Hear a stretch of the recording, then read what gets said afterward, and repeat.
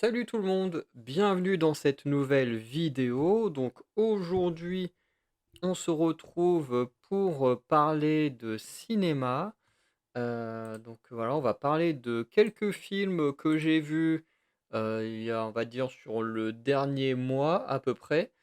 Euh, donc voilà, il y a des films, les dates, hein, ça dépend. Il y a des trucs de plateforme, des trucs que j'ai vus au cinéma. Il y a des trucs extrêmement récents. Il y a un film dans la liste, que j'ai vu hier, tandis qu'il y en a d'autres, que j'ai vus, il y a facile un peu plus d'un mois. Donc voilà. Mais comme j'ai pas le temps de faire, des vidéos pour chacun de ces films et tout, et je pense que ça va être pareil pendant quasiment tout l'été, voilà, avec le travail plus mon mémoire à finir d'écrire. Bah, du coup, j'ai moins de temps pour me consacrer aux vidéos, donc voilà. Donc pendant l'été, ce sera un peu plus comme ça. Il y aura peut-être des vidéos comme ça qui sortiront à l'occasion, si j'ai le temps, parce que je vais quand même avoir 3 semaines de vacances, même si je vais passer mon temps à écrire, enfin du moins sûrement à corriger mon mémoire, parce que j'en ai déjà écrit une bonne partie avant. Heu, mais, heu, mais voilà, quoi. Tout ça pour dire que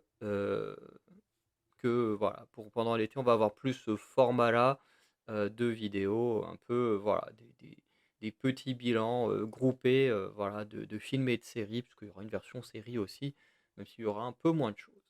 Donc j'enregistre mon écran et puis voilà, on peut y aller. Donc voilà, les films vus ces dernières semaines, donc là, on a la fiche de, destination finale. Donc à chaque fois, j'ai juste fait une page comme ça, hein, que vous allez avoir à côté de moi, avec, le nom du film, son synopsis, voilà, une petite photo, du truc et puis voilà, puis j'en parlerai. Donc Balle perdue numéro 1, alors qu'il n'est pas un film de 2025, un film un peu plus ancien, mais le truc c'est que Balle perdue 3, lui, est sorti en 2025, donc forcément, pour le regarder, j'ai dû regarder les films, précédents. Voilà, donc c'est pour ça qu'on va aussi parler du second. Donc le synopsis du premier film, donc Lino est un génie de la mécanique. Un soir, après avoir utilisé une voiture modifiée pour tenter de braquer une bijouterie avec son petit frère Quentin, il est arrêté et envoyé en prison, tandis que Quentin, lui, s'est enfui.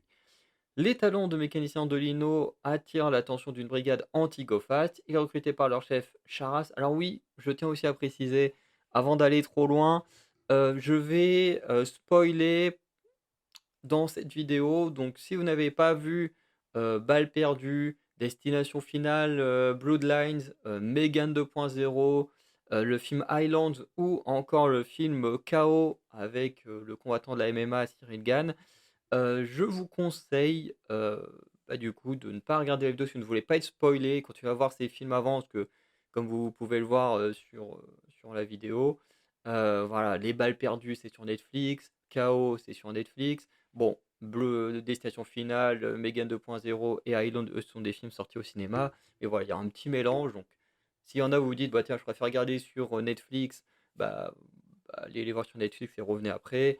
Pour, ce qui est des films cinéma, bon, moi, Destination finale, lui, il ne passe plus au cinéma, mais Vegan 2.0, je l'ai vu, il y a une non, moins d'une semaine, hein. Je sais quand que j'ai été le voir mardi soir. Mais en gros, j'ai été voir pendant la fête du cinéma, hein, regardez les dates sur internet. Voilà, j'ai vu l'avant-dernier jour de la fête du cinéma et là, le week-end dernier, j'ai été voir Highlands. Donc il y en a certains qui passent encore au cinéma et Destination Finale. Je crois que dans tout ce qui est pâté, les trucs comme ça, il doit encore avoir quelques séances, mais au moment où la vidéo sortira, si ça se trouve, ça sortira, plus du tout. Bref. Donc tout ça pour dire que comme c'est des petites, je vais faire vraiment des petits retours et tout, donc je vais spoiler forcément. Voilà, quand je fais des vidéos vraiment sur un film où je rentre vraiment bien en détail, là j'ai une partie spoil, une partie non spoil. Mais là, quand on va essayer d'aller, vite, heu et ben, voilà, je vais rentrer dans des détails très précis, directement, et je crois que même dans les synopsis, c'est pour ça que je me suis arrêté avant, il y a des petits trucs qui vont spoiler, donc voilà. Même si c'est des trucs qu'il y a sur Allociné ou Wikipédia, peut y avoir du spoil. Donc si vous voulez pas être spoilé, bah, je vous conseille de regarder la vidéo plus tard quand vous aurez vu ces films-là. De toute façon, je mettrai un chapitrage aussi, hein, pour que voilà, s'il y a des films, vous voulez pas être spoilés, mais d'autres vous les avez déjà vus, donc vous voulez voir la vidéo, enfin le passage sur un certain film, bon, vous pouvez aussi. Bref, vous faites ce que vous voulez, mais je préfère prévenir qu'il y aura du spoil. Donc je reprends. Donc il est recruté par leur chef, Charras, pour devenir le préparateur automobile de l'équipe et ainsi les aider à stopper les criminels. Au fur et à mesure que le temps passe, Charras et Lino nouent une amitié tandis que ce dernier se rapproche également d'une de ses coéquipières, Julia. Alors ça, je trouve que c'est beaucoup moins, visible, hein, parce que franchement, la Julia, elle le ghost pendant les 3 quarts du film, donc qui se rapproche, c'est pas forcément le truc le plus visible, hein. Lors de l'enquête pour retrouver le préparateur des Go Fast, Lino et Charat retrouvent Quentin qui semble contraint à travailler pour les criminels. Tentant d'arrêter ces derniers, Charas demande l'aide d'autres membres de son équipe, Areski et Marco. Mais ceux-ci sont arrêtés de mèche avec les Gofasques. Ah, ouais, oui, je sais bien ce que je pensais, le Wikipédia spoil. Bon, après, ça spoil quoi, les 10-15 premières minutes du film. Euh, Bref, Areski tue Charas d'une balle qui se loge dans le tableau de bord de la voiture personnelle de ce dernier. Usant de leur influence, Areski et Marco font accuser Lino du meurtre. Ce dernier parvient à s'enfuir, mais il est désormais recherché activement pour ce crime qu'il n'a pas commis. Lino tente alors de retrouver la seule preuve de son innocence, la balle perdue logée dans la voiture de son mentor. Donc ça, c'est le premier film. Voilà, donc là, c'est vrai que le résumé prend à peu près les 15-20 premières minutes du film. C'est effectivement je sais pas, tu peut-être 2 minutes avec, bah, la première partie du synopsis, hein, où il défonce une bijouterie. Voilà et puis comme un con, il n'arrive pas à se détacher de sa voiture et du coup enfin de la ceinture, quoi. Et du coup, il se fait arrêter et il est mis en prison. Ensuite, le moment où il se fait recruter, pareil, ça prend 2-3 minutes d'ailleurs, qui est joué par, Ramzy, que j'ai trouvé plutôt intéressant parce que Ramzy, on a l'habitude de le voir dans des rôles comiques, voilà, alors qu'il peut faire rire certains, des fois non. Dans mon cas, ça dépend des programmes. Par exemple, dans le Astérix, de Guillaume Canet là, c'était vraiment à chier son personnage. Mais dans des trucs comme H ou des trucs comme ça, voilà, ça passe. Bref, pour moi, ça dépend vraiment du contexte, voilà. Et dans Balles perdues, il a un rôle plus sérieux et tout, et franchement, je trouve que, bah, que ça lui va bien aussi. Voilà. Donc voilà. Ensuite, on a juste une mission, où on voit, l'efficacité du travail de Lino pour la police. Voilà et ensuite on arrive assez rapidement à ce moment où Charas se fait tuer. Donc vraiment, ça prend peut-être les 20 premières minutes le synopsis et effectivement tout le reste, en fait, il essaye d'échapper à tout le monde et de retrouver, bah, cette fameuse voiture, heu, de bah, dans laquelle a été tué Charas. Et le film est plutôt pas mal, voilà, parce qu'en fait, il est en fuite, en même temps, il fait tout pour essayer de prouver son innocence. Donc pour ça, il va choper son frère Quentin, qui va lui avouer que la voiture dans laquelle Charas a été tué, en fait, elle n'a jamais été brûlée, parce que Areski demande aux criminels justement de faire disparaître toutes les preuves et tout. Sauf qu'en réalité, bah, en fait, ces criminels-là ne veulent pas continuer de travailler pour la police, enfin pour des flics corrompus surtout, et décident de garder la voiture en fait dans une planque en se disant que bah, ils pourraient utiliser cette preuve comme moyen de pression, comme, enfin, contre les flics. Alors, on n'a pas forcément le temps de voir ou d'entendre ces choses-là en pratique, mais on le comprend, très facilement.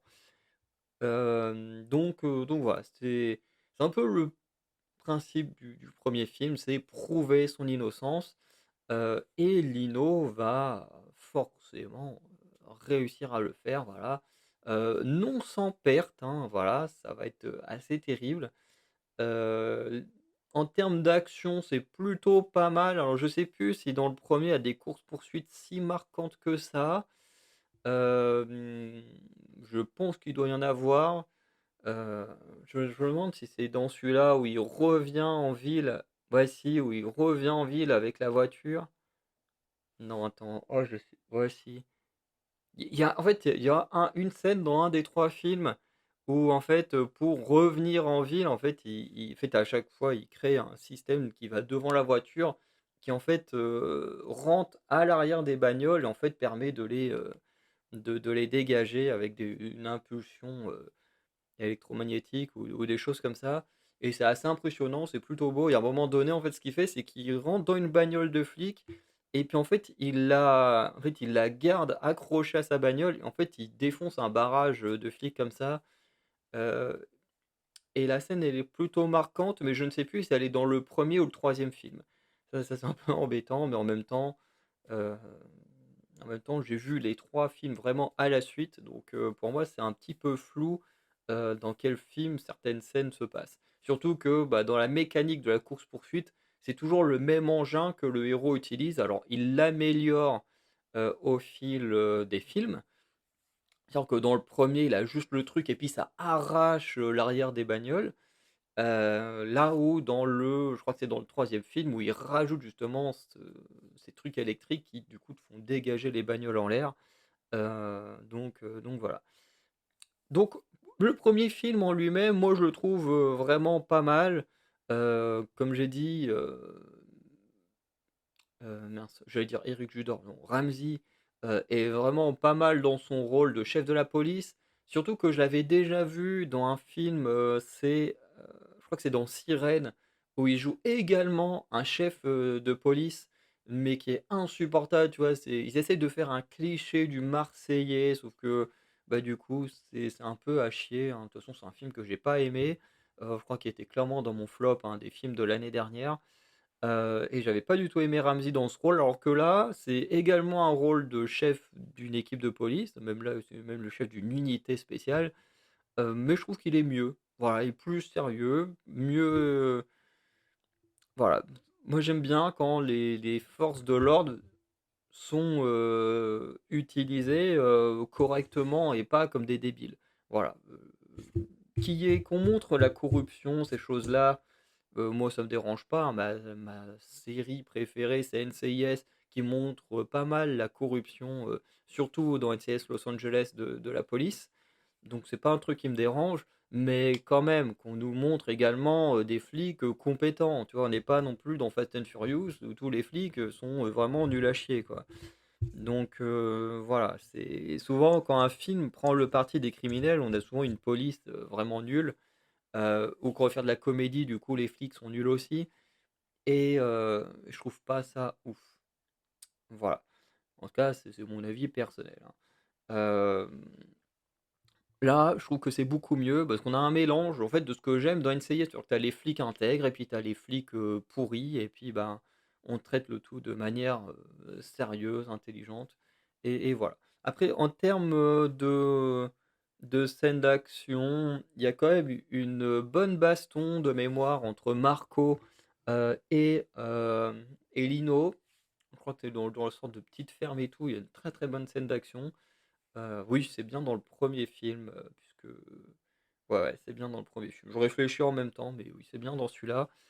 Bref, en tout cas, vous pouvez regarder le 1 film sans hésiter.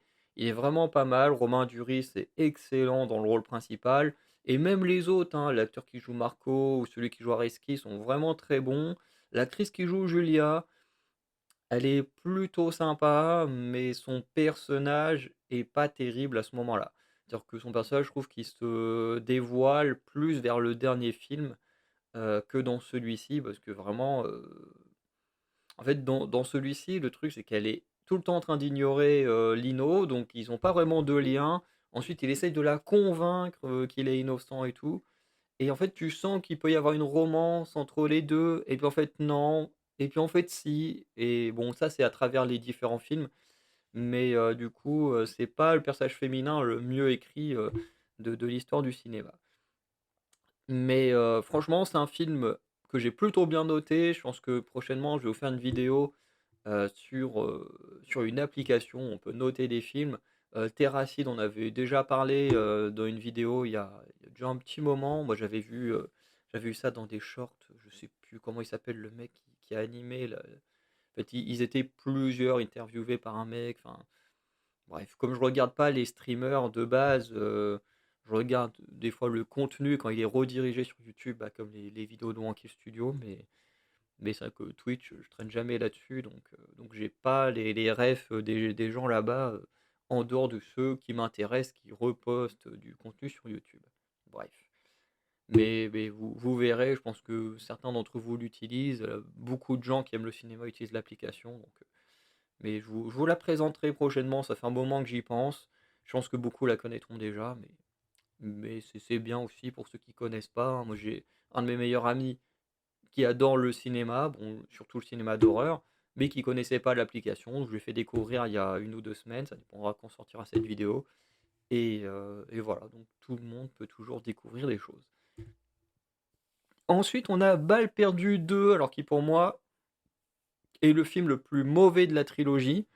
Alors c'est pas non plus un mauvais film, mais j'avoue que je l'ai pas aimé plus que ça. Donc le synopsis: déterminé à retrouver Areski, désormais en cavale, Lino décide de faire le guet jour et nuit devant son ancienne maison, où la femme et le fils du flic corrompu habitent toujours. D'ailleurs, j'ai jamais compris pourquoi, Lino se tapait la femme d'Areski.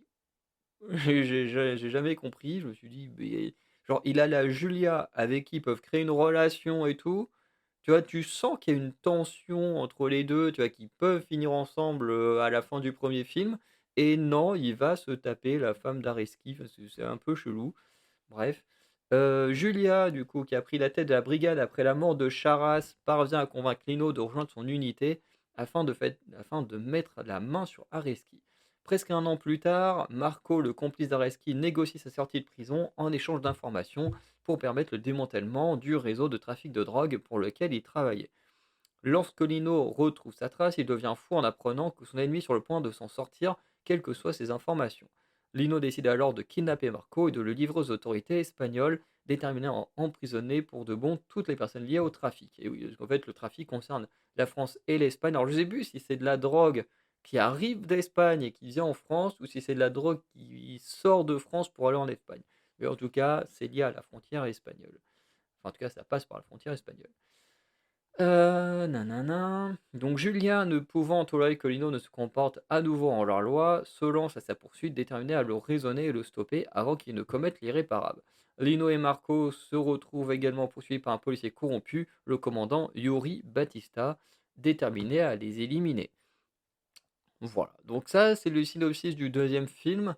Alors il n'y a pas que du mauvais, à travers ce film, puisque bon bah, on a tout le côté effectivement qui peut arriver où un comment dire, un criminel qui a des informations très importantes pour démanteler des choses plus grandes, bah, peut obtenir des trucs particuliers. Et là, dans le cas de Marco, bah, c'est la libération de prison, être sous protection de témoins, de mémoire, un truc comme ça. Et forcément, bah, quand Lino il apprend, il pète un câble, il kidnappe, Marco, il se dit: «Je vais l'emmener chez les Espagnols», parce qu'il dit: «Au moins eux, les Espagnols, ils vont le punir».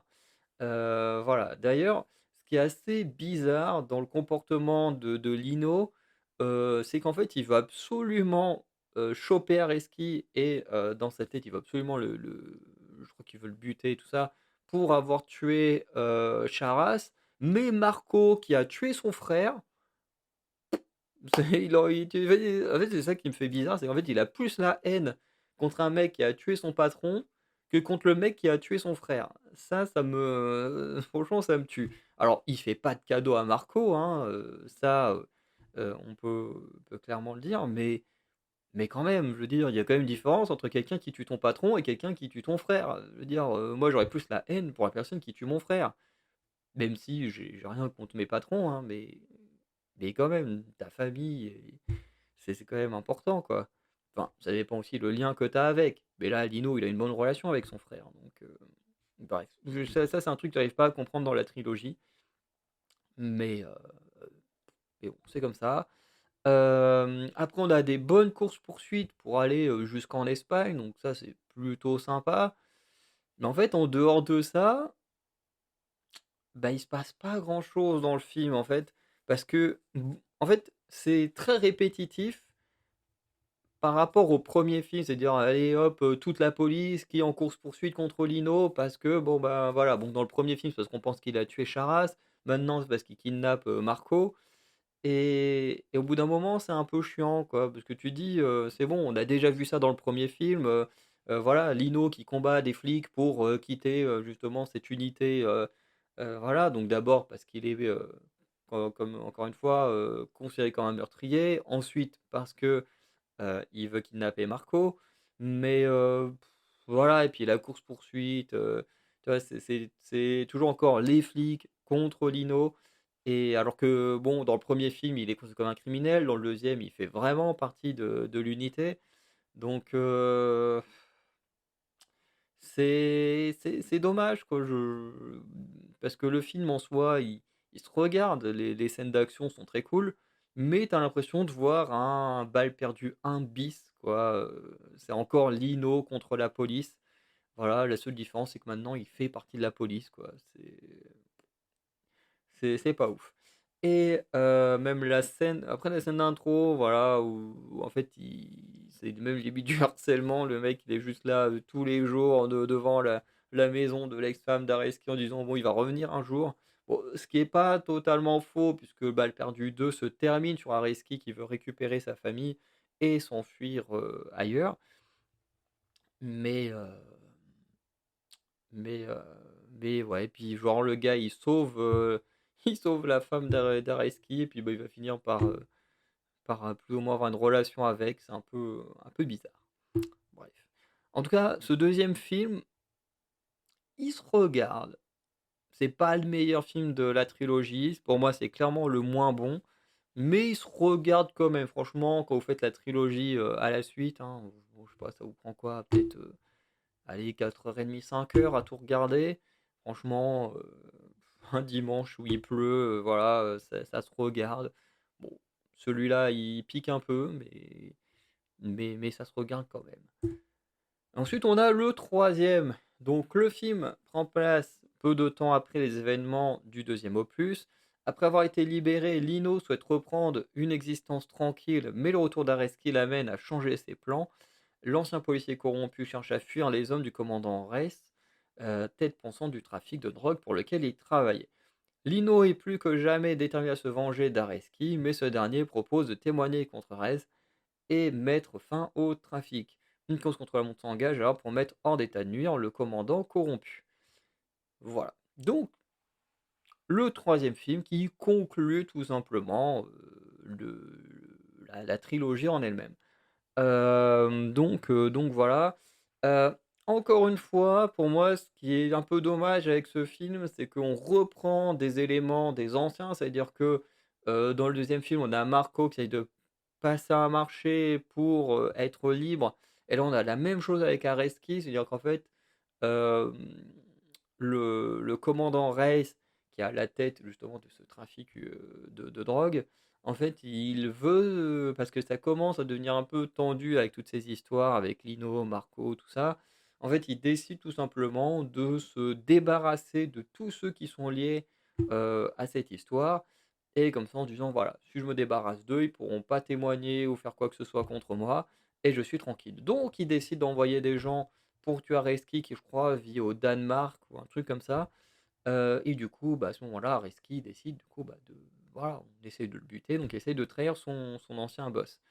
Donc voilà. Mais quand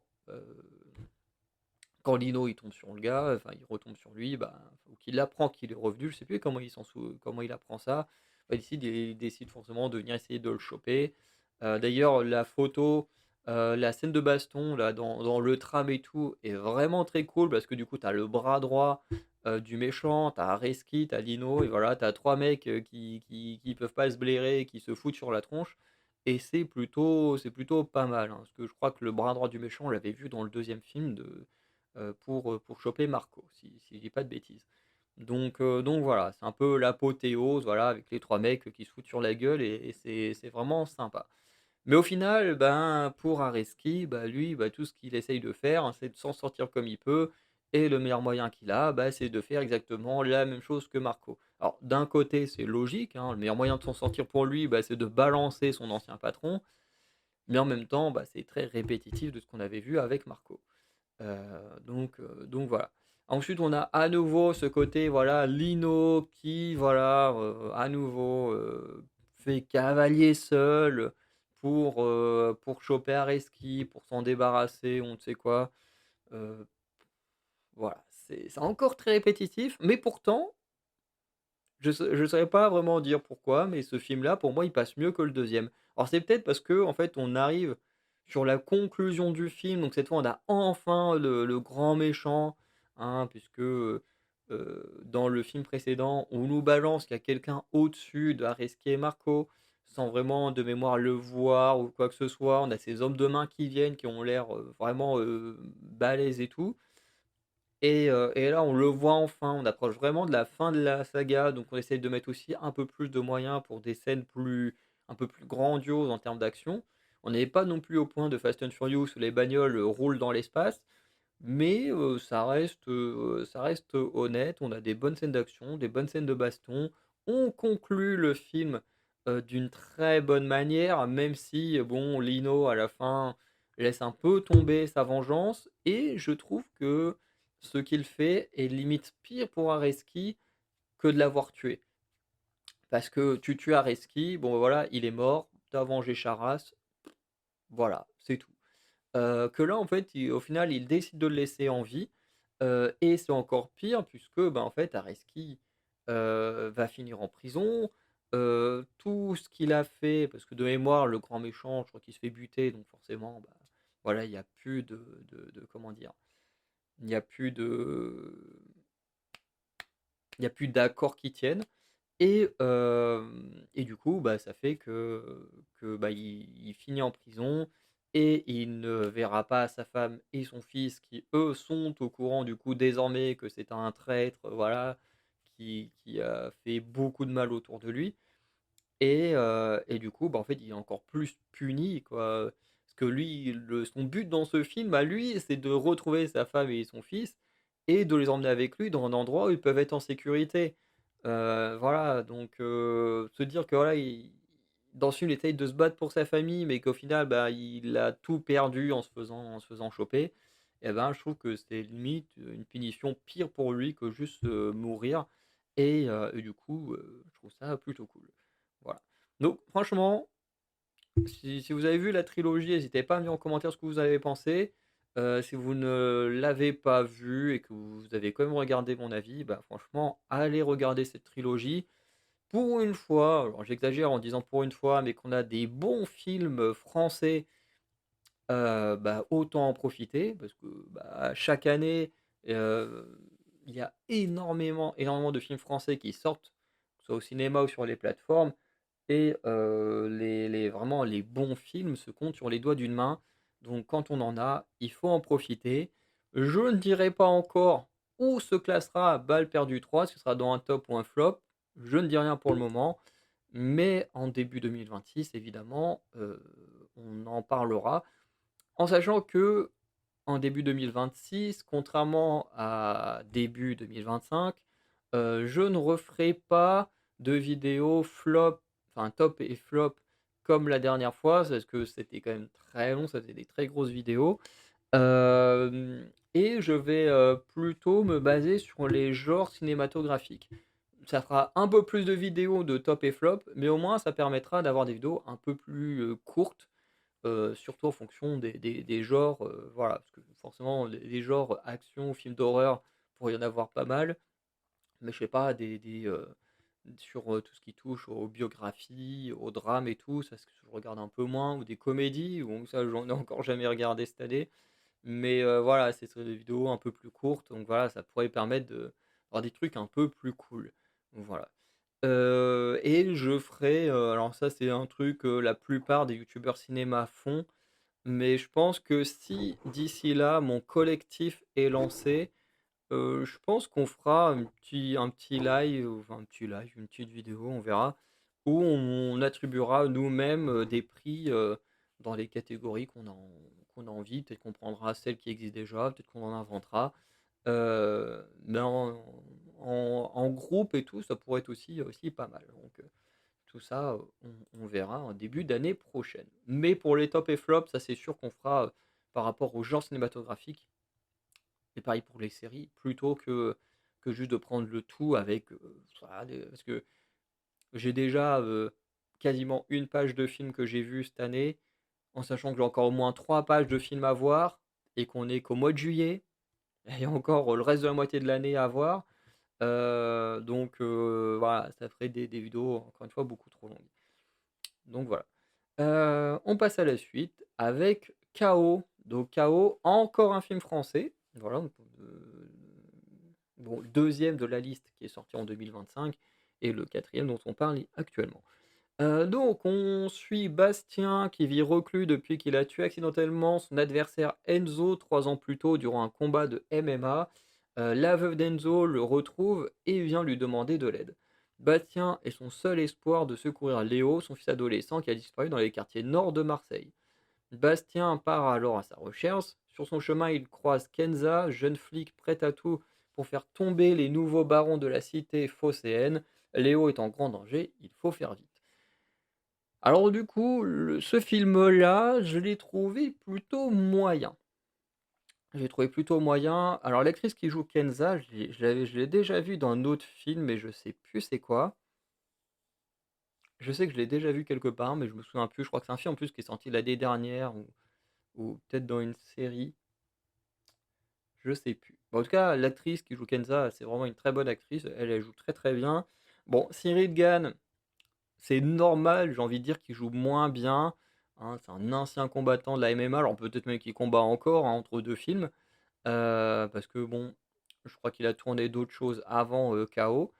Mais voilà, l'acting, il est pas incroyable et j'ai envie de dire que c'est pas étonnant. En général, mettre des sportifs ou des créateurs de contenu ou des choses comme ça dans des premiers rôles au cinéma, quand ils ont pas une bonne formation avant de tourner, ben, ça se ressent tout de suite, hein, quand on regarde les films, hein, de youtubeurs, la plupart du temps, c'est des films, qui sont vraiment pas ouf, hein. La plupart du temps, ils font, leur pitrerie de YouTube, dans leurs films et tu dis: «Bon, bah, en fait, ça sert à quoi, de faire ça, quoi?»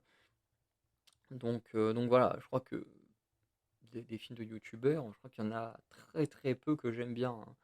Peut-être que, merde, comment ça s'appelait, le film avec les gens de Golden Moustache, merde, où ils pouvaient changer les corps ou je sais plus quoi, après ça date, hein, ça date. Mais c'était plutôt sympa. Après tu as toutes les un peu les productions, de French Ball ou de Hollywood Studio, mais eux, eux se sont basés de base sur, sur ce genre de contenu. Donc c'est moins comparable, à des gens comme Norman. Heu, non, si c'est lui qui avait fait, qui faisait ces vidéos qui sont pas du tout mon délire et qui après a fait Paranormal Activity, enfin une sorte de parodie ou je sais pas quoi. Bref, ce genre de contenu là, comme ça, c'est en général, c'est mauvais. Voilà, c'est clairement mieux quand c'est des gens qui font ce contenu-là dès le début. Après, peut y avoir des exceptions, mais pour l'instant, je les connais pas. Et après, je dis ça alors que, bah, mon rêve, c'est aussi de faire des courts métrages, des petits trucs comme ça. Mais et voilà, on verra ce que ça donnera, hein, le jour où j'arriverai à en faire. Bref, tout ça pour dire que bah, effectivement, quand l'acting, c'est pas ton truc de base, bah, ça se ressent et ça se ressent encore plus quand tu n'as pas de formation, tu vois? C'est pas parce qu'il est combattant d'MMA qu'il peut pas prendre des cours de théâtre ou de choses comme ça avant de tourner le film.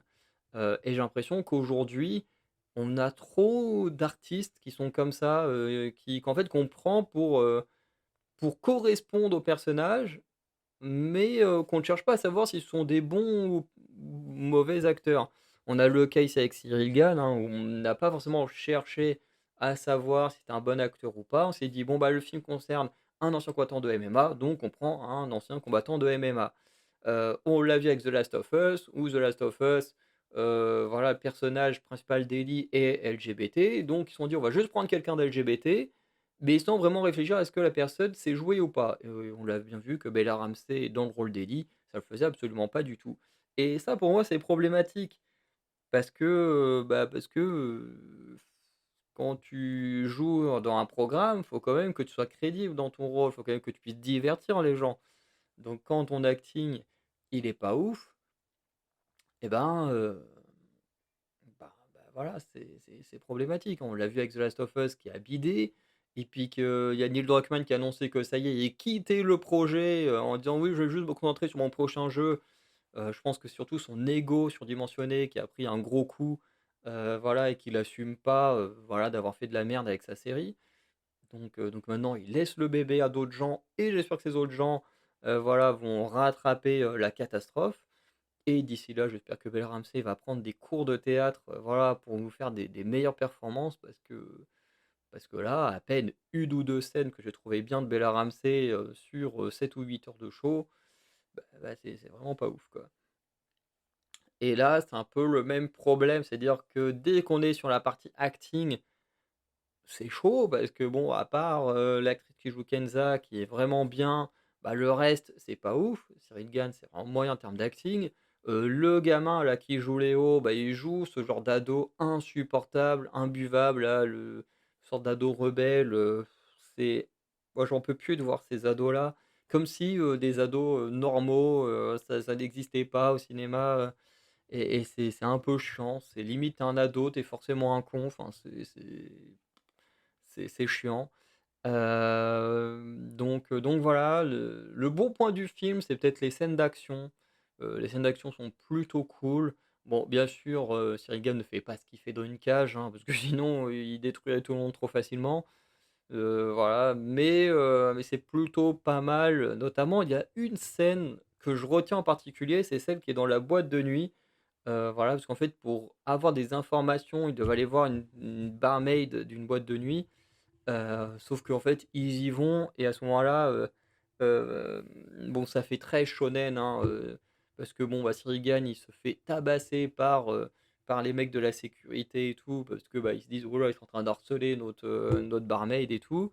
Donc du coup, ils le jettent, dehors et tout, ils le tabassent, ils le piétinent et tout et d'un coup, tu vois, il a le flashback de la mère, en mode, «Oui, mais tu dois récupérer mon fils, tu as tué son père, tu dois, te racheter tes fautes, en sauvant mon fils et tout» et là, du coup, bah, il se relève et vraiment, là, par contre, sur l'expression du visage, sur l'expression de colère, là, Cyril Gane, il le joue très bien. C'est même la seule chose qu'il a très bien joué, je trouve, dans le film. Sinon après ça reste plutôt mid et là, il part, il retombe dedans, il dégomme tout le monde quasiment et et là, vraiment, la scène, elle est très cool. Franchement, l'acting de vraiment de la colère, ça lui va très bien, mais il faudrait qu'il apprenne aussi à jouer le reste, mais voilà, c'était plutôt cool. Donc voilà. Après le film en lui-même, bon, il est pas incroyable, hein. C'est un gamin qui a vu, des mecs, voilà, commettre un meurtre, voilà et du coup, bah, il fuit pour pas se faire choper. Sauf que, bah, du coup, bon, bah, voilà, Bastien est envoyé pour, le sauver. Alors d'ailleurs, c'est quand même assez fou que, le gamin, il a disparu. Du coup, la mère, elle va voir l'ancien meurtrier de son mari. Enfin, va voir le même pas l'ancien, elle va voir le meurtrier de son mari, enfin de son défunt mari, plutôt que d'aller voir la police. Bon, ça c'est un peu chelou, mais bon, faut bien trouver l'excuse pour que Bastien soit impliqué dans l'histoire. De l'autre côté, dans la police, il y a que Kenza, voilà, qui semble, sensibilisé à ce problème parce que tous les autres en ont rien à foutre jusqu'à ce qu'ils se fassent attaquer dans leur poste de police, dont d'ailleurs il y a un traître à l'intérieur. Donc voilà, pour ça aussi qu'il y a pas grand-chose qui se faisait. D'ailleurs, c'est assez intéressant parce que, dans le film, on te pousse à penser qu'une personne en particulier pourrait être le traître dans la police et qu'en fait, c'est pas le cas, donc ça, c'est plutôt intéressant. Donc voilà, donc de manière globale, le film, il se regarde. Il se regarde, franchement, mais c'est pas du grand cinéma, hein. Pour moi, c'est à peine la moyenne qu'on donne à ce genre de film, quoi. Mais ça reste honnête. Voilà, franchement, c'est c'est honnête. Ensuite, on a Destination Finale 6 ou plutôt Destination Finale Bloodlines. Donc le film commence en 1968, quand un jeune couple, Iris et Paul, se rendent à l'inauguration de la Skyview. Iris est d'abord apeurée par la hauteur de la tour, mais parce qu'elle doit mais parce qu'elle doit révéler à son compagnon qu'elle est enceinte. Au moment où Paul lui fait une demande en mariage, Iris lui avoue sa grossesse et Paul est heureux d'apprendre qu'il est non seulement fiancé, mais également futur père. Iris accepte sa demande. Cependant, la mort devait survenir, ce qui devait être une soirée romantique et plaisante se transforme en un carnage. Stéphanie Reyes fait tous les jours le même cauchemar dans lequel elle voit ses grands-parents et de nombreuses personnes mourir dans l'effondrement d'un restaurant panoramique, 50 ans auparavant. Contre l'avis du reste de sa famille, elle décide de retrouver sa grand-mère qui vit recluse depuis des années afin de l'interroger. Celle-ci lui apprend que la mort en a appris toute la famille, car aucun n'aurait dû exister si elle n'avait pas échappé à l'accident du restaurant. Elle lui donne un manuel qu'elle a rédigé afin de reconnaître les signes de la présence de la mort, juste avant de mourir de façon horrible. Et là, on arrive déjà sur un film beaucoup moins intéressant. Alors, si on doit lui donner un bon point à ce film, c'est que visuellement, c'est beau. Visuellement, c'est très beau. Les scènes de mort sont plutôt visuelles, hein, voilà, quand tu as la scène d'intro avec la tour qui se détache et tout, la plupart des morts sont extrêmement visuels. Il y a des trucs un peu abusés, hein, franchement, mais Destination Finale a toujours été très abusé dans la mort. Mais franchement, j'aime bien. Visuellement, j'aime bien les morts. Après, quand ils sont dans la famille et tout, la plupart des morts, encore une fois, sont assez abusés, mais plutôt cool à regarder, hein, voilà. De toute façon, en général, un Destination Finale, on le regarde pas forcément pour le scénario, on le regarde pour voir comment les gens vont crever de la manière la plus, what the fuck possible. Et là, c'est un peu le cas. Mais ce qui me dérange dans ce film, c'est le concept du film. Qui est complètement nul, voilà. Parce que, le concept, du film, c'est tout simplement, une famille alors heu, déjà dans les films, le héros voit lui ou elle et les gens autour mourir et ensuite la mort, puisque cette personne-là empêche les gens de mourir, la mort revient pour tous les tuer. À la base, c'est ça le concept de Destination Finale. Alors à chaque fois, ils ont rajouté des petits trucs ou machin, mais à la base, c'est ça Destination Finale. Ici, ça ne fait pas sens en fait, parce que, heu en gros, la jeune, au lieu d'avoir une vision d'elle et de sa famille en train de mourir, déjà elle a une vision de sa grand-mère, voilà, en train de mourir avec tous les autres, qui en plus n'est même pas ce qui s'est réellement passé, mais la vision qu'avait sa grand-mère. Donc ça ne fait absolument pas sens, genre pourquoi elle précisément voit les visions qu'avait sa grand-mère? Ça n'a aucun sens qu'elle voit les visions de sa grand-mère, mais pourquoi est-ce qu'elle voit les visions de sa grand-mère, mais que son frère ne les voit pas, que ses cousins, cousines ne les voient pas, hein? Pourquoi elle et pas d'autres? Ça aurait été bien de nous expliquer parce que, ben, on comprend pas et en fait le film est rempli d'incohérences.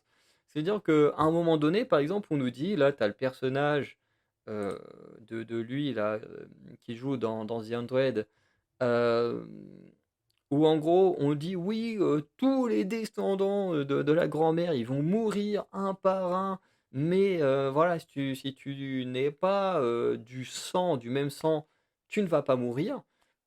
Et effectivement, par exemple, tu as les enfants, de la femme, bah, du coup, enfin de la grand-mère forcément qui sont les cibles, sauf que, ben, du coup, tu as d'abord le fils, sauf que, ben, du coup, sa femme, elle reste en vie elle est liée par le mariage, mais pas par le sang, enfin bref.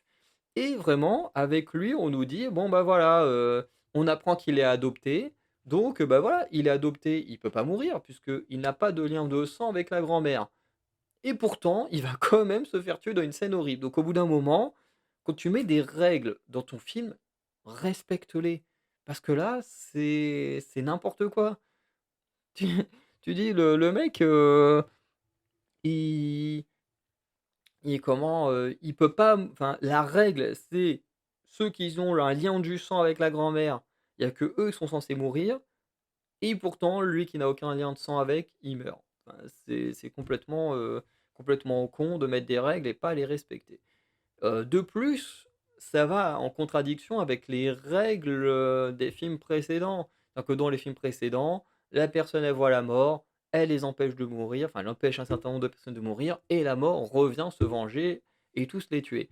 Là, c'est en mode, bon, bah, la grand-mère a survécu, donc je vais buter toute ta famille, ça n'a aucun sens. Enfin, je veux dire, à aucun moment dans les films précédents, surtout qu'il y a une personne qui accouche dans l'un des films précédents, et de mémoire, le bébé ne se fait pas tuer. Enfin, c'est chelou. Enfin, là, ils nous ont fait tout un truc, je pense qu'ils l'ont fait également pour expliquer, la mort, j'ai oublié du centre de croque-mitaine là, hem, puisque l'acteur est décédé, hein, paix à son âme et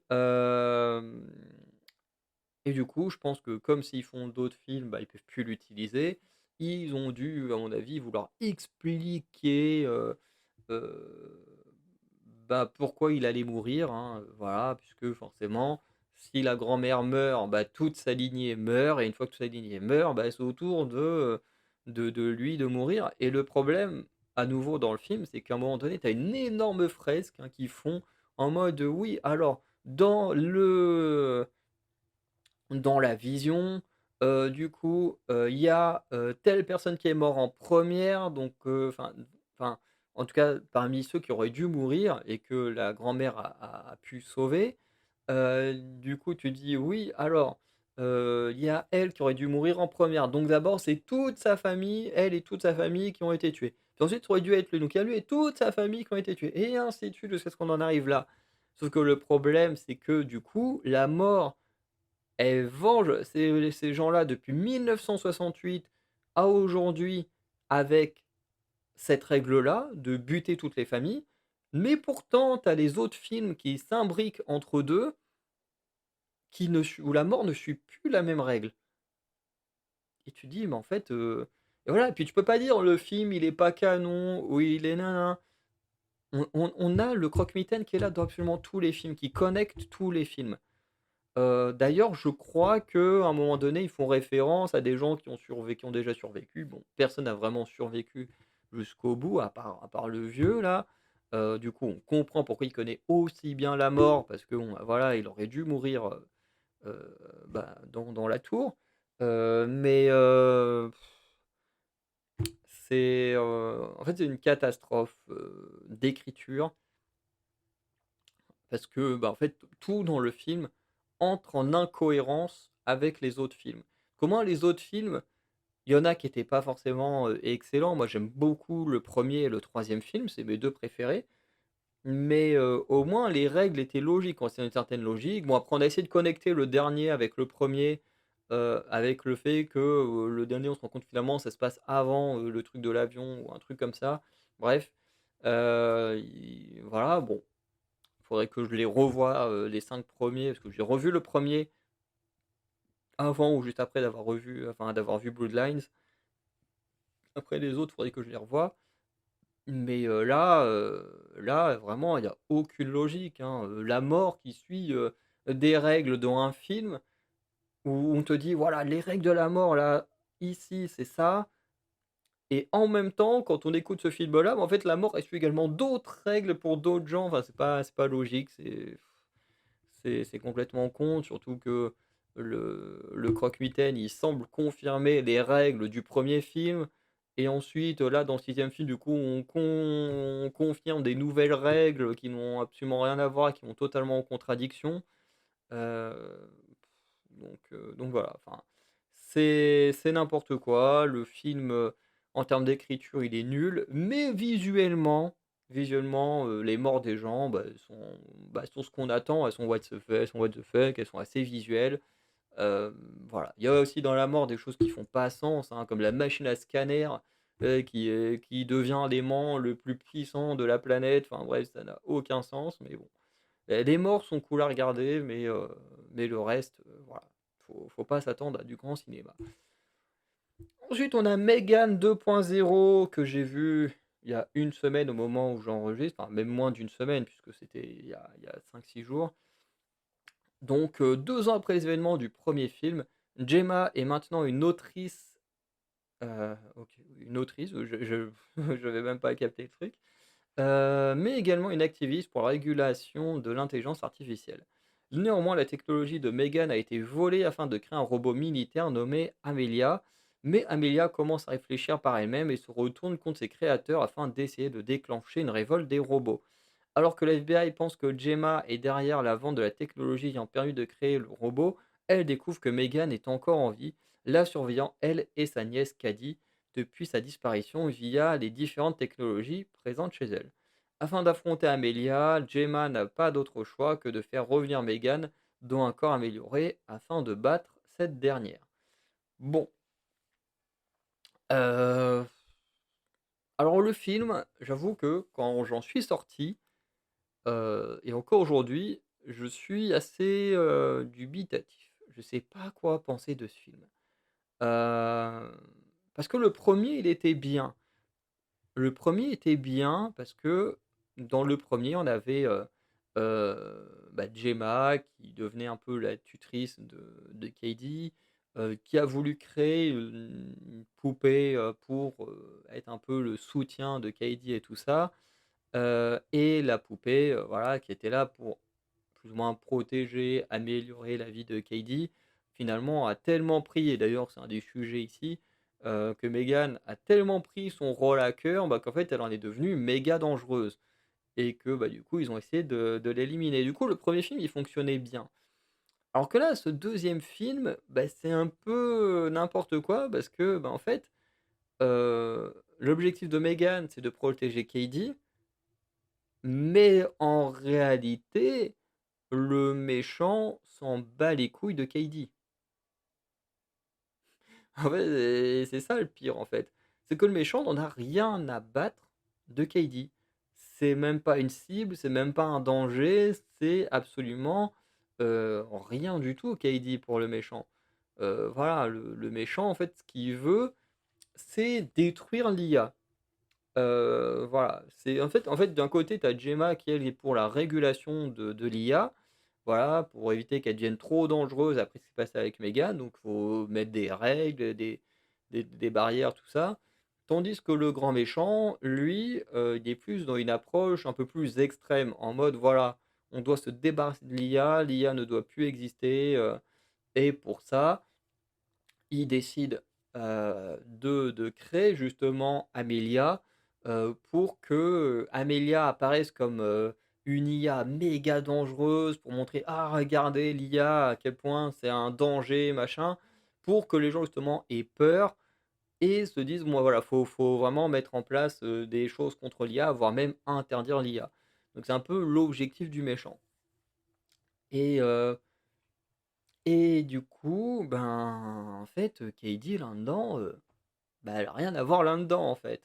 C'est ça qui est con, c'est que Cady n'a rien à voir là-dedans. Mais pourtant Meghan, elle, elle va être impliquée pour protéger Cady alors que voilà, puisqu'en réalité, c'est d'abord Gemma qui va être impliquée, dans la chose, puisqu'en fait, on va faire croire qu'Amelia, est un danger pour elle, pour elles 2, Gemma et Cady, alors qu'en réalité non. Alors oui, on veut nous faire croire que Amelia est dangereuse pour la planète, sauf qu'en fait elle tombe dans le piège, donc elles essayent de combattre Amelia et en fait c'est en essayant de combattre Amelia que du coup, ça va mettre Cady en danger et que là ils vont redonner un corps, à Meghan pour qu'elle puisse confronter Amelia jusqu'à ce qu'elle découvre qui est le réel méchant du film et que bon, là, Amelia va devenir plus ou moins, indépendante,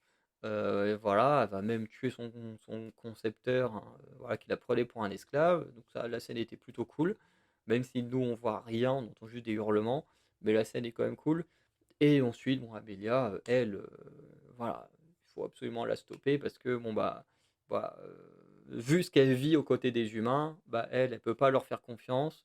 Elle veut juste vivre entre machines et du coup, il décide de l'éliminer. Bref.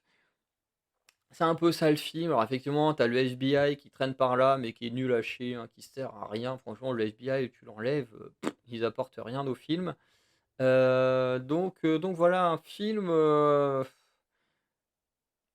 faudrait, je pense, que je le revoie une deuxième fois pour vraiment faire un avis plus précis parce que en fait, le film, il part tellement dans tous les sens que c'est n'importe quoi. On veut te faire plein de rebondissements et c'est pas ouf. En fait, ce qui serait intéressant, c'est vraiment de voir le film du point de vue du traitement, de l'intelligence artificielle. Ça serait intéressant.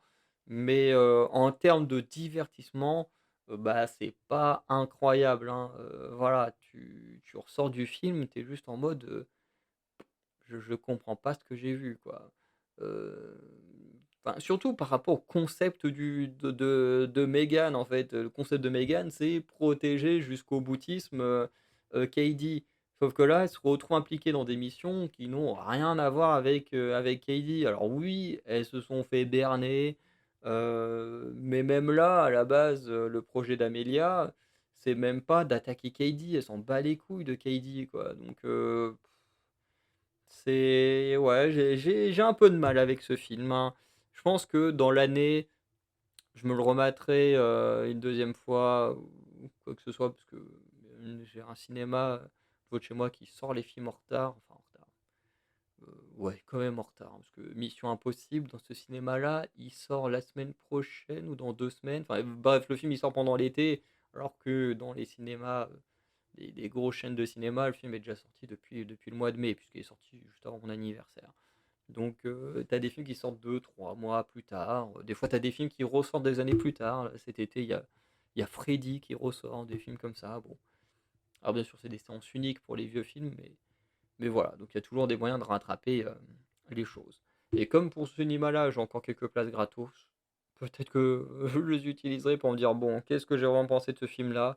Ou peut-être que je le re-regarderai pas, puis je resterai sur ce flou en mode juste, bah, qu'est-ce que j'ai vu, quoi? Bref, parce que vraiment, Megan 2.0, n'hésitez pas à me dire ce que vous avez pensé, mais moi je suis très dubitatif de ce film. Et on va terminer sur Highlands. Donc, au moment où j'enregistre, j'ai vu le film hier. Voilà, dans ce fameux petit cinéma, hein, qui a plus tendance à mettre les films, entre guillemets, les films d'auteur en avant, plus que les blockbusters, c'est très bien aussi. Voilà. Donc le synopsis: coach de tennis dans un complexe hôtelier, Tom mène une vie sans attache au rythme de virées nocturnes alcoolisées et de cours monotones sous le soleil de Fuerteventura. Un jour, parmi le flot incessant de vacanciers, débarque sur l'île Anne, accompagnée de son fils et de son mari. Tom accepte de jouer le guide touristique pour la famille et très vite d'étranges liens commencent à se nouer entre eux. Et le film, il est génial. Moi, j'ai kiffé le film. Alors, peut-être un peu long.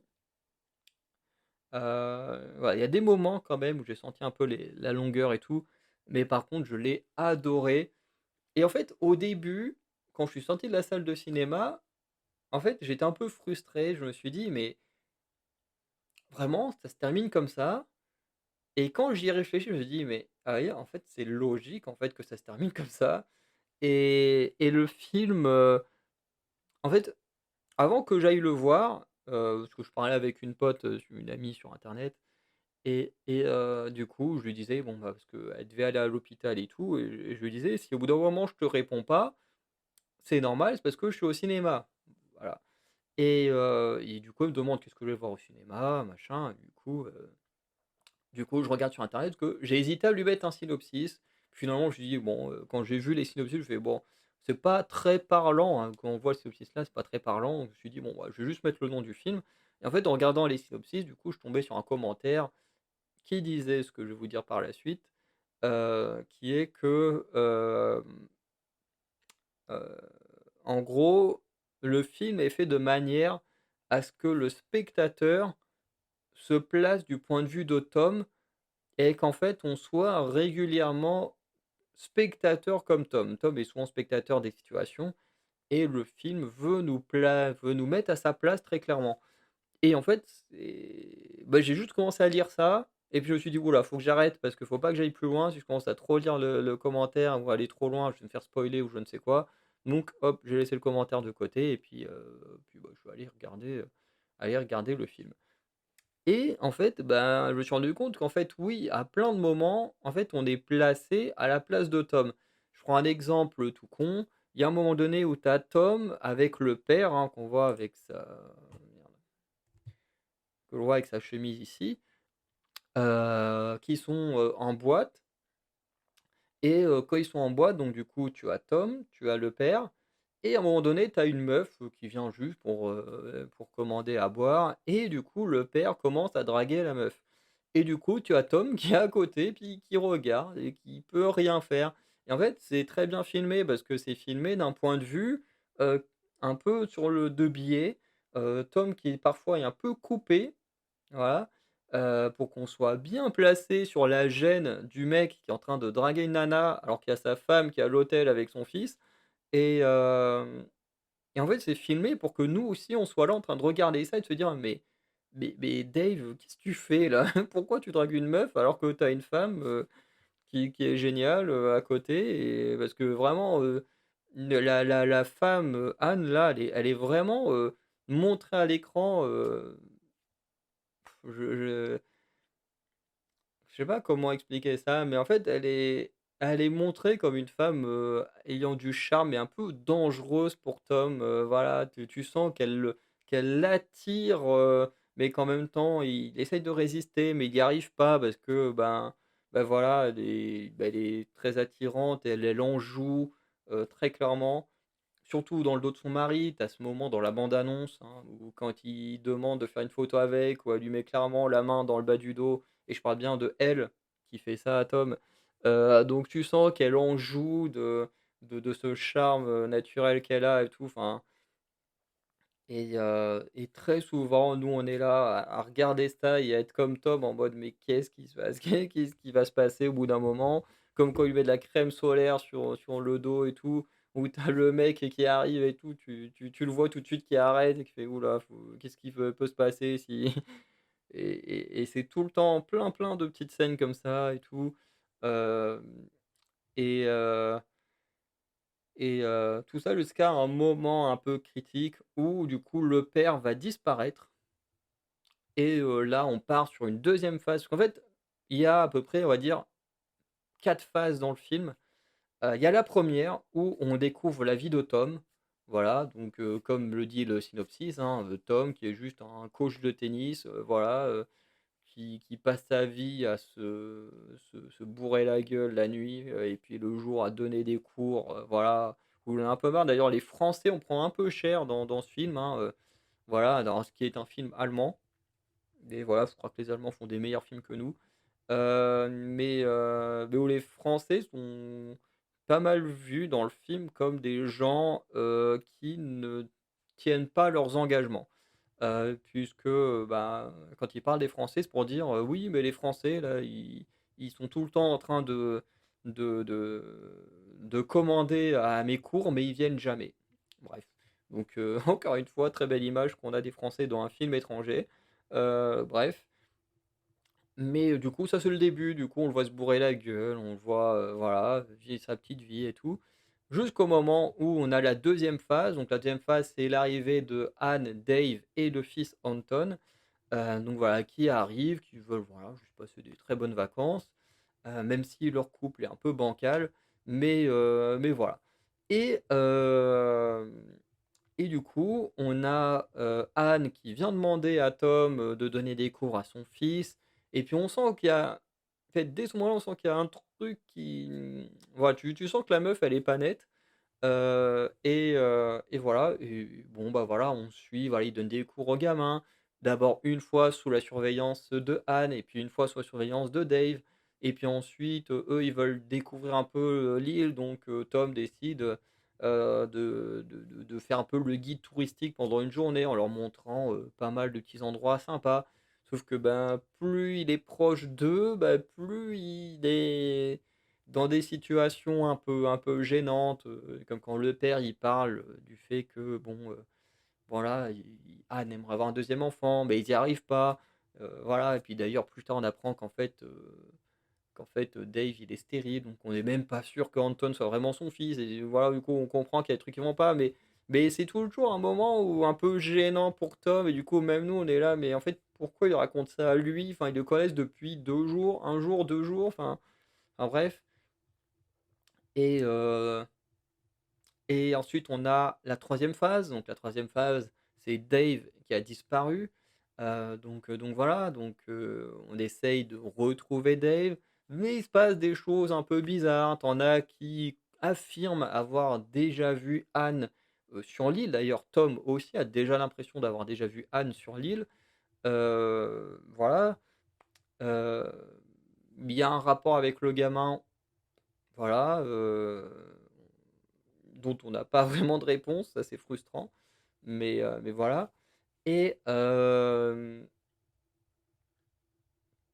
et du coup, dans toute cette phase, on a d'abord la police qui ne veut pas croire la disparition de Dave en disant bon, ouais, c'était qu'un touriste alcoolisé, voilà, il va réapparaître après avoir pris sa cuite, machin.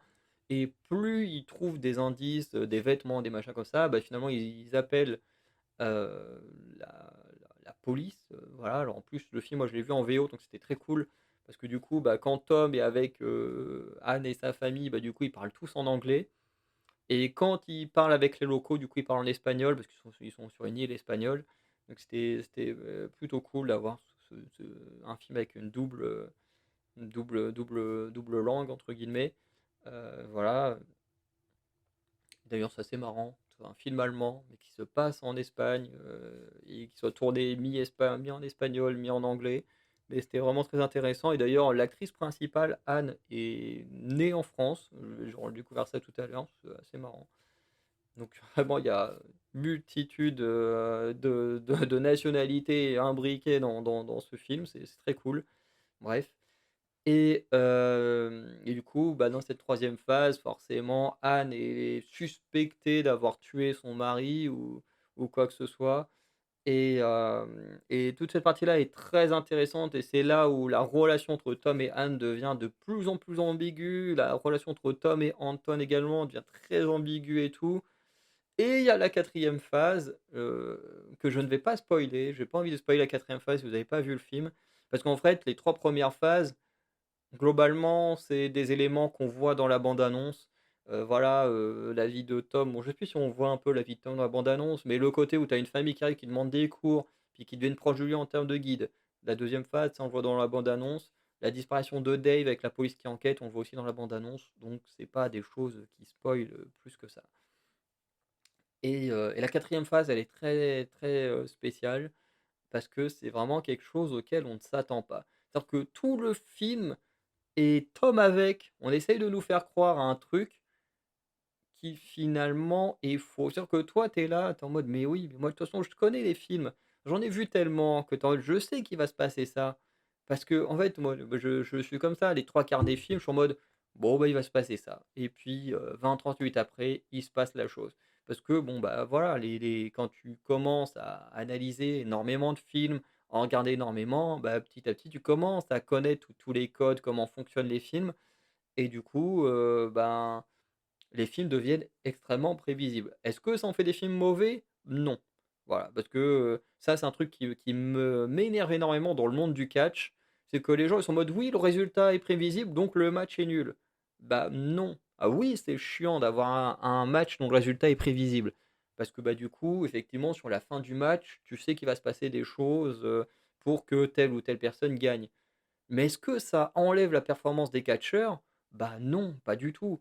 Et pour un film, pour moi, c'est pareil. Même si un film, c'est très prévisible de savoir où on va aller, bah ça en fait pas des films mauvais. Là, j'ai vu Le Monde à l'envers il y a une semaine, donc le film avec Michael Youn sur le réchauffement climatique et tout. Bref, pareil, le film est méga prévisible de fou, hein. Voilà, t'as le connard, que Michael Youn joue un connard qui voilà, est pété de thunes, a tout pour lui et tout, qui va tout perdre à part une ferme qu'on lui a fait acheter entre deux. Donc voilà, il va aller à la ferme. Du coup, au début, bah voilà, tu vois, c'est le riche avec les pauvres. Donc forcément, ça passe mal.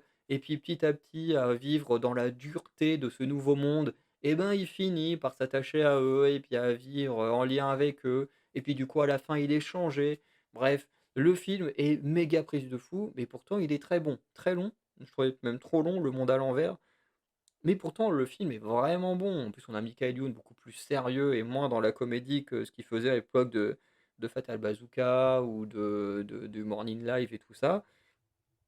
Mais voilà, donc les films ont beau être méga prévisibles, ça n'en fait pas des mauvais films. Voilà, et pareil pour le catch. Mais c'est vrai que bah, tu as quand même un petit goût où tu vas, si tu notes un film, tu vas quand même un peu moins bien le noter, parce que tu fais, bon, bah tout ça c'était prévisible, le film était bien, mais était un peu prévisible, donc hop, j'enlève un peu de points. C'est normal. Et en fait, ce film-là, il utilise justement ces trucs. Parce que justement, on te met plein d'indices en mode, voilà, on va aller par là, on va aller par là, on va pas aller par là. Et puis toi, tu fonces dans le gouffre en mode, ah bah oui, de toute façon, c'est évident qu'on va aller par là. Et Tom, il est en mode, bah oui, moi aussi, je vais par là. Et en fait, bah non. Et en fait, quand la quatrième phase, elle s'amorce du film, bah en fait, t'es un peu déboussolé parce qu'en fait, bah, tout ce qu'on t'enseigne depuis le début, bah, en fait, bah, tu es complètement à côté de la plaque. Enfin, surtout tout ce qu'il y a dans la troisième phase, où tu es sûr que tu vas aller à un certain endroit et en fait, non, tu es totalement à côté de la plaque et c'est un truc de fou parce que d'un coup, tu es déboussolé parce que tu es sûr de toi et en fait, non. Et moi, ça, j'adore. Ça, j'adore. Quand un film, là, d'un coup, te met une claque comme ça en mode, «Ah, tu sûr, hein, que qu'on allait aller par là?» Et ben, non. Et c'est un truc de fou. Et la fin, elle est très, très cool aussi parce que, sur la fin, en gros, le personnage veut partir quelque part pour retrouver des gens et en fait, il se rend compte qu'en fait, bah, il sait pas, il ne sait rien de ces gens-là, en fait. Depuis le début, en fait, il s'est fait manipuler, par Anne et tout et en fait, il n'a aucune information de ces gens-là. Lui, il s'est livré à fond. Il a tout fait pour des gens comme eux, alors que lui, il se fait berner depuis le début. Et la fin, elle est hyper frustrante parce que ça se termine un peu sur un truc un peu brut. euh, mais, euh, mais sur le coup, quand le film s'est terminé, j'étais hyper frustré parce que je me disais, ah, mais attends, ça se termine comme ça. Parce que du coup, il a la. Ça je peux le dire, c'est pas très dérangeant. Mais en gros, il est dans un aéroport et on lui dit, mais vous voulez aller où?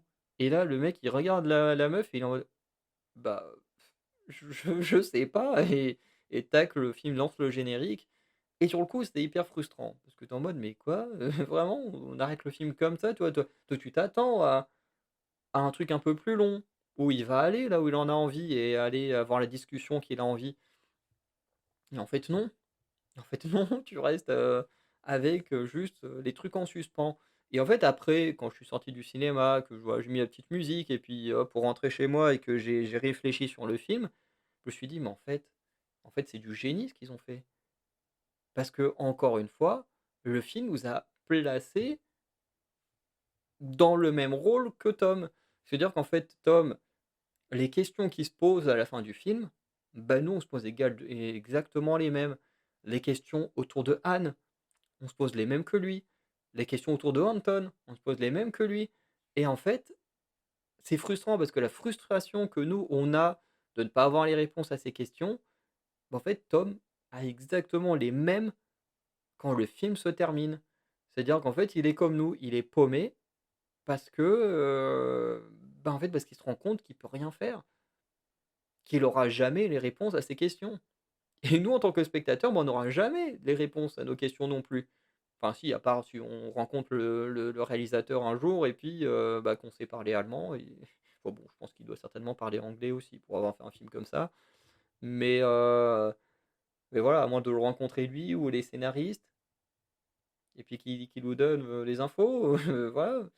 Mais, bon, ce serait plus facile avec l'actrice parce que comme elle est française, elle doit sûrement parler français, ça doit sûrement être plus simple de communiquer avec. Mais bon, voilà, je veux dire, à part avoir la chance de rencontrer une des personnes qui a bossé sur le film, bon, bah, on n'aura jamais de réponse, à nos questions, quoi. Et du coup, bah, c'est hyper frustrant. Donc voilà. Moi, finalement, je me suis dit: «Mais en fait, cette frustration que j'avais, en fait, d'un coup, elle est devenue un truc hyper plaisant». Dans le sens où en fait, bah, le personnage vit exactement la même chose et en fait, j'ai repensé du coup à ce moment-là aux commentaires de la personne que j'avais vue avant d'aller voir le film où je me suis dit: «Mais en fait, il avait raison». le réalisateur a réussi, je ne sais comment, à nous rendre, spectateurs au même titre que Tom et je trouve que c'est incroyable et pour moi ce film alors oui, il est quand même très lent, très calme parce que, bah, c'est pas un film d'action, hein, c'est plus un thriller, un drame, ouais, drame thriller. On est plus dans cette catégorie-là, mais par contre c'est excellent. C'est tellement bien fait que c'est excellent. Moi je conseillerais d'aller le voir parce que franchement ça vaut clairement le coup. Il est trop bon comme film, pour être raté, mais mais voilà. Au début, j'y allais avec des a priori et finalement je suis content de l'avoir vu. Voilà, parce que le synopsis en vrai quand tu le regardes, ça va pas l'air ouf et en fait le film est vraiment pas mal. Après il faut aimer ce genre de film, hein. Si vous êtes des fans, hein, de Vin Diesel, c'est clairement pas un film fait pour vous, hein, mais voilà, quand on aime les films, comme celui-ci, franchement je pense qu'on peut très clairement s'éclater et même le film en soi est plutôt bien noté je trouve, peut-être sous-noté comparé à ce qu'il est, mais il est quand même bien noté, donc voilà. Du coup, on va pouvoir s'arrêter là, hein, donc bon, je suis plutôt content, hein. On est à 1 h 15. C'est à peu près le temps à la base que je mets pour une grosse vidéo sur un film en lui-même, hein, quand j'ai beaucoup de choses à dire. Donc là, on a réussi à parler de 6 films en 1 heure. Donc je suis plutôt content d'avoir, de pas avoir, monopolisé la parole, trop, trop longtemps. Voilà.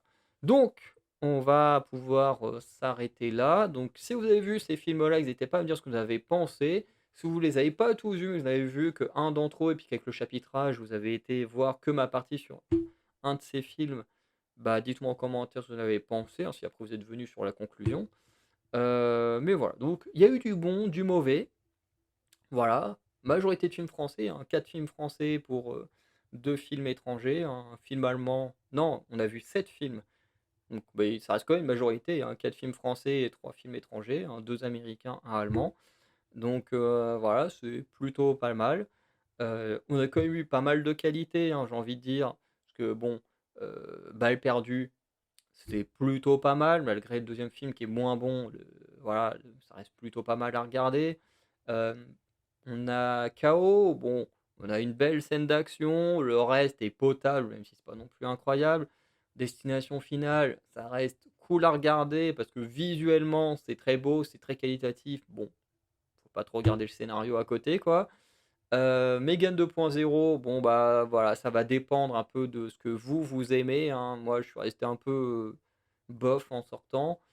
Après, visuellement, pareil, c'est très beau, c'est très bien fait. Mieux que la bande annonce, hein. On sent qu'ils ont retravaillé le visuel pendant la bande parce que pendant la bande annonce, la tête de Megan était dégueulasse, vraiment, hein. Regardez la bande annonce, regardez le film après, vous allez voir que, visuellement, Megan, il y avait des trucs qui allaient pas, qui étaient trop je sais pas, qui étaient trop bizarres, au niveau de la bande annonce et qui a été corrigé dans le film, hein, parce que j'ai pas eu les mêmes effets, visuels dans le film que j'avais eu dans la bande annonce. Et puis bon, Highlands, hein, que moi j'ai trouvé excellent, mais ça après, ça dépend aussi des goûts personnels, hein. Les gens qui aiment pas les films lents où entre guillemets, il se passe pas grand chose, bah forcément ils vont pas aimer ce film-là. Bref. Donc on va s'arrêter là. Je vous souhaite, une bonne journée, bonne soirée. N'hésitez pas à liker, à vous abonner, à laisser un commentaire et on se dit à très bientôt pour de nouvelles vidéos. Allez, hop, ciao tout le monde.